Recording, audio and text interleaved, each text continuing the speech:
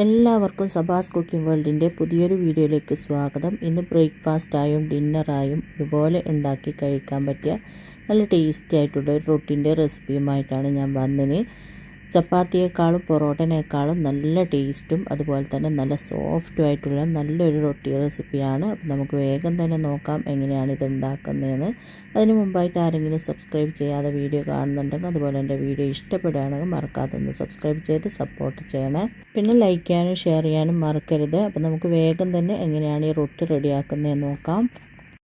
ആദ്യം തന്നെ നമുക്ക് റൊട്ടിക്ക് വേണ്ടിയിട്ടുള്ള മാവൊന്ന് കുഴച്ചെടുക്കണം. അതിന് വേണ്ടിയിട്ട് ഒരു ബൗളിലേക്ക് 2.5 കപ്പ് മൈദപ്പൊടിയും 1 കപ്പ് അരിപ്പൊടിയും. അരിപ്പൊടി എന്ന് പറയുമ്പോൾ ഇത് പച്ചരിപ്പൊടിയല്ല, പുഴുങ്ങലരിപ്പൊടിയാണ്. പുഴുങ്ങലരിപ്പൊടി തന്നെ എടുക്കുക. കണ്ണൂരിലാണെങ്കിൽ റൊട്ടിക്കും പത്തിലിനെല്ലാം പൊടിപ്പിക്കുന്ന ആ ഒരു പൊടി എടുക്കുക. അല്ലെങ്കിൽ ഇതുപോലെ പാക്കറ്റിൽ വരുന്ന ഈസി പത്തിരിപ്പൊടി എന്നെല്ലാം പറഞ്ഞിട്ട് പാക്കറ്റിൽ വരുന്നുണ്ട്, അതെടുക്കുക. ഇതേപോലെ റൊട്ടി പത്തിൽ പൊടി എന്നെല്ലാം പറഞ്ഞിട്ട് വാങ്ങാൻ കിട്ടും. ആ ഒരു പൊടി എടുത്താലും മതി. ഇവിടെ ആയാലും നാട്ടിലായാലും എല്ലാം ഇതേപോലത്തെ വാങ്ങാൻ കിട്ടുന്നുണ്ട്. 2.5 കപ്പ് മൈദപ്പൊടിക്ക് 1 കപ്പ് അരിപ്പൊടി ഇടുക. അപ്പോൾ കൂടുതൽ എടുക്കുന്നുണ്ടെങ്കിൽ കൂടുതൽ അരിപ്പൊടി ഇടണം. പിന്നെ ആവശ്യത്തിനുള്ള ഉപ്പ്, 2 ടേബിൾ സ്പൂണോളം ബട്ടർ റൂം ടെമ്പറേച്ചറിലായതിനു ശേഷം മാത്രം ഇട്ട് കൊടുക്കുക. ബട്ടർ ഇല്ലെങ്കിൽ 2 ടേബിൾ സ്പൂണോളം ഗീ ഒഴിച്ച് കൊടുത്താൽ മതി. എന്നിട്ടെല്ലാം കൂടി നന്നായിട്ടൊന്ന് മിക്സ് ആക്കിയതിന് ശേഷം ഇതിലേക്ക് ചെറു ചൂടുള്ള പാൽ ഒഴിച്ചിട്ട് നന്നായിട്ട് കുഴച്ച് നല്ല സോഫ്റ്റ് മാവാക്കി എടുക്കണം. നമ്മൾ ചപ്പാത്തിക്കെല്ലാം എങ്ങനെയാണോ മാവ് കുഴക്കുന്നത് ആ ഒരു രീതിയിൽ മാവ് കുഴച്ചെടുക്കുക. എനിക്ക് ഈ ഒരു മാവ് കുഴക്കാനായിട്ട് 2 കപ്പ് പാലാണ് വേണ്ടി വന്നതിന്. ഓരോ പൊടിക്കും പാലിൻ്റെ അളവിലെല്ലാം വ്യത്യാസം ഉണ്ടാവും. അത് നിങ്ങൾ നോക്കിയിട്ട് എടുത്താൽ മതി. അഥവാ നിങ്ങളുടെ കയ്യിൽ പാൽ യൂസ് ചെയ്യലില്ല എന്നെല്ലാം ഉണ്ടെങ്കിൽ പാൽപ്പൊടി ഉണ്ടാവുമല്ലോ, ഒരു 3 ടേബിൾ സ്പൂണോളം പാൽപ്പൊടി ഒരു കപ്പിലിട്ടിട്ട് ചെറു ചൂടുള്ള വെള്ളം ഒഴിച്ചിട്ട് നന്നായിട്ട് മിക്സ് ചെയ്തിട്ട് അതിൽ കുഴച്ചെടുത്താലും മതി കേട്ടോ. പാലില്ലെങ്കിൽ അപ്പോൾ നന്നായിട്ട് കുഴച്ച് നല്ല സോഫ്റ്റ് ഡോ ആക്കി എടുക്കണം. ആദ്യം തന്നെ ഒരുപാട് പാൽ ഒഴിച്ച് കൊടുക്കണ്ട, കുറച്ചായിട്ട് ഒഴിച്ചിട്ട് നോക്കിയിട്ട് വീണ്ടും ഒഴിച്ചിട്ട് കുഴച്ചെടുത്താൽ മതി കേട്ടോ. നല്ലോണം കുഴച്ചെടുക്കുക.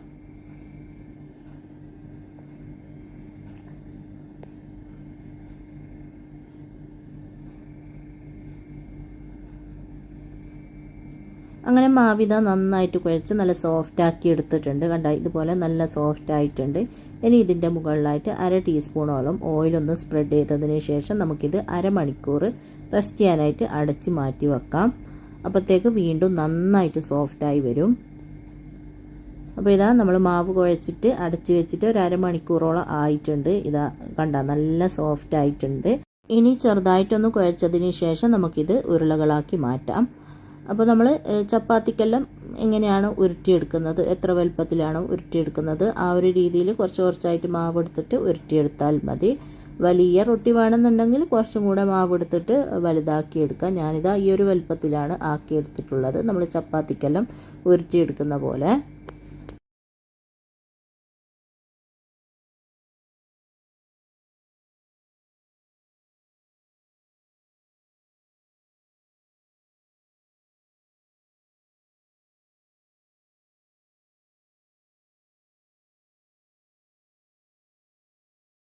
അങ്ങനെ മാവ് മുഴുവനും ഇതുപോലെ ഉരുട്ടിയെടുത്തിട്ടുണ്ട്.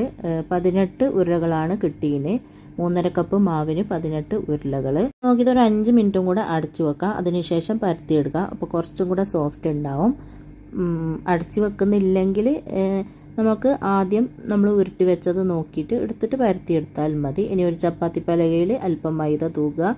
എന്നിട്ട് നമ്മൾ ഉരുട്ടി വെച്ച ഉരുള എടുത്തിട്ട് ഇതുപോലെ നല്ല നേരിയതായിട്ട് കനം കുറച്ച് പരത്തിയെടുക്കണം. മൈദപ്പൊടി നിങ്ങൾക്ക് എത്ര വേണമെങ്കിൽ ഇട്ട് കൊടുക്കുക. ഒട്ടിപ്പിടിക്കുന്നുണ്ടെങ്കിൽ ആവശ്യത്തിന് ഇട്ട് കൊടുക്കുക. അത് തട്ടി കൊടുത്താൽ മതി പിന്നീട്. അങ്ങനെ ഇതുപോലെ നല്ല നേരിയതായിട്ട് പരത്തിയെടുത്തിട്ടുണ്ട്. കനം കുറച്ച് തന്നെ പരത്തിയെടുക്കുക കേട്ടോ. ഇനി ഒരു പ്ലേറ്റിലേക്ക് വെച്ചതിന് ശേഷം ബാക്കിയുള്ളത് സെയിം രീതിയിൽ തന്നെ പരത്തിയെടുക്കാം. ചപ്പാത്തി പരത്തിയെടുക്കുന്നതിനേക്കാളും ഈസിയാണ് ഇത് പരത്തിയെടുക്കാൻ. അതുപോലെ തന്നെ നല്ല ടേസ്റ്റുമാണ്, നല്ല സോഫ്റ്റുമാണ്. അപ്പോൾ ഒരെണ്ണം കൂടി ഞാൻ ഇതുപോലെ പരത്തിയെടുത്തിട്ടുണ്ട്. ഇനി നമുക്ക് ഇത് പ്ലേറ്റിലേക്ക് വെച്ച് കൊടുക്കാം. പിന്നെ പ്ലേറ്റിൽ വെക്കുന്ന സമയത്ത് ഇങ്ങനെ അട്ടിക്ക് ഇട്ട് കൊടുത്തത് കൊണ്ട് പ്രശ്നമൊന്നുമില്ല, അട്ടിക്കട്ടിക്കായിട്ട് ഇട്ട് കൊടുക്കാം. എല്ലാം ഞാൻ ഇതുപോലെ പരത്തിയെടുത്തിട്ടുണ്ട്. ഇനി നമുക്കിതൊന്ന് ചുട്ടെടുക്കാം. പിന്നെ കുറേ ടൈമെല്ലാം വെക്കുന്നുണ്ടെങ്കിൽ ഇതുപോലെ അട്ടിക്ക് വെച്ച് കൊടുക്കണ്ട. കുറച്ചെണ്ണയിലാണെങ്കിൽ ഇങ്ങനെ അട്ടിക്ക് വെച്ചിട്ട് പരത്തിയ ഉടനെ തന്നെ ചുട്ടെടുക്കുക. ഇനി ഒരു ചപ്പാത്തി കല്ല് അടുപ്പിൽ വെച്ചിട്ട് നന്നായിട്ട് ചൂടായി വരുമ്പോൾ അതിലേക്ക് ഒരു റൊട്ടി ഇട്ട് കൊടുത്തിട്ട് ഒരു ഭാഗം ചെറുതായിട്ട് ഇതുപോലെ ഒന്ന് ആയിന്ന് കാണുമ്പോൾ ഒന്ന് മറിച്ചിട്ട് കൊടുക്കുക. എന്നിട്ട് ഈ ഒരു ഭാഗത്ത് ഇതുപോലെ ചെറിയൊരു ബബിൾസ് എല്ലാം വരാൻ തുടങ്ങുമ്പോൾ വീണ്ടും ഒന്ന് മറിച്ചിട്ട് കൊടുക്കുക.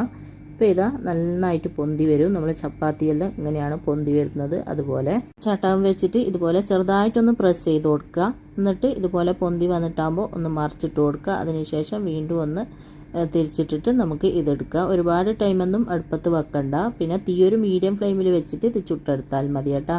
ഒരെണ്ണം ഇവിടെ റെഡി ആയിട്ടുണ്ട്. ബാക്കിയുള്ളത് നമുക്ക് സെയിം രീതിയിൽ തന്നെ ചുട്ടെടുക്കാം.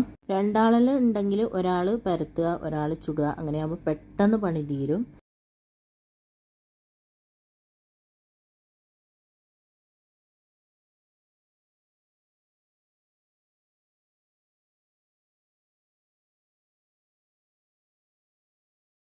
മുഴുവൻ റൊട്ടിയും ചുട്ടതിന് ശേഷം ഞാൻ ഇതുപോലെ കാസറോളിൽ ഇട്ട് കൊടുത്തിട്ടുണ്ടേനു. ഇനി നമുക്കിത് ചൂടോടെ തന്നെ സെർവ് ചെയ്യാം. അപ്പോൾ ഇത് എത്ര നേരം വേണമെങ്കിലും ഒരു ദിവസം ഫുള്ള് വെച്ചാലും ഇതിൻ്റെ സോഫ്റ്റ് പോവില്ല കേട്ടോ. നല്ല ടേസ്റ്റ് ആയിരിക്കും, നല്ല സോഫ്റ്റോടെ തന്നെ ഉണ്ടാവും. പിന്നെ ഇതാ ഗസ്റ്റ് എല്ലാം വരുമ്പോൾ നമുക്കിതുപോലെ ചുരുട്ടിയിട്ട് സെർവ് ചെയ്യാം. ഇങ്ങനെ സെർവ് ചെയ്താൽ കാണാൻ നല്ല ഭംഗിയാണ്. കൂടെ ഞാൻ നല്ലൊരു രശ്മി ചിക്കൻ കറിയാണ് ഉണ്ടാക്കിയതിന്. അതും കൂട്ടി കഴിക്കാൻ നല്ല ടേസ്റ്റാണ്. അപ്പോൾ എല്ലാവരും ഉണ്ടാക്കി നോക്കുക. ഇൻഷാ അല്ലാഹ് അടുത്ത പുതിയ നല്ല റെസിപ്പിയുമായിട്ട് നമുക്ക് വീണ്ടും കാണാം.